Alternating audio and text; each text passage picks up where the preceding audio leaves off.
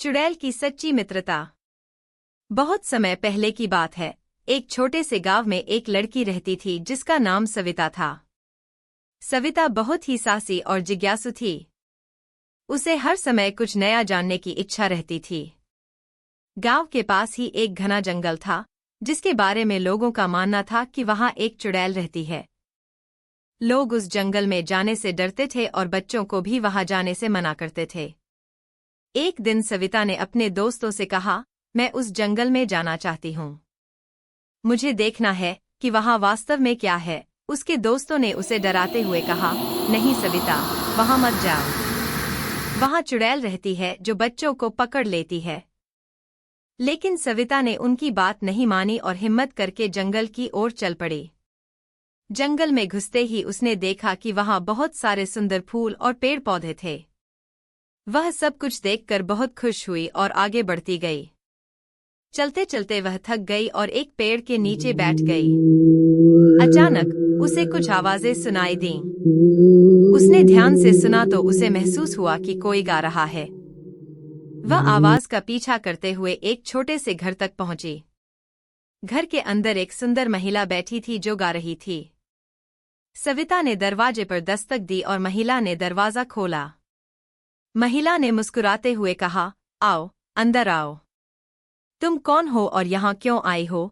सविता ने कहा, मेरा नाम सविता है। मैं इस जंगल के बारे में जानने आई हूँ। लोग कहते हैं कि यहाँ चुड़ैल रहती है। क्या आप जानते हैं कि वह कहाँ है? महिला ने हंसते हुए कहा, मैं ही वह चुड़ैल हूँ जिसके बारे में लोग बातें करते हैं। लेकिन मैं कोई बुरी चुड़ैल नहीं हूँ। लोग मुझसे डरते हैं क्योंकि मैं अलग हूँ। मैं बस यहाँ अकेली रहती हूँ और अपने पेड़ पौधों और जानवरों की देखभाल करती हूँ। सविता ने आश्चर्य से कहा, लेकिन लोग तो कहते हैं कि आप बच्चों को पकड़ लेती हैं और उन्हें नुकसान पहुँचाती हैं। चुड़ैल ने कहा, नहीं, यह सब गलतफहमी है। मैं तो बस चाहती हूँ कि लोग इस जंगल की सुंदरता को समझें और उसकी कद्र करें। सविता ने चुड़ैल की बातों को ध्यान से सुना और समझ गई कि वह कोई बुरी नहीं है।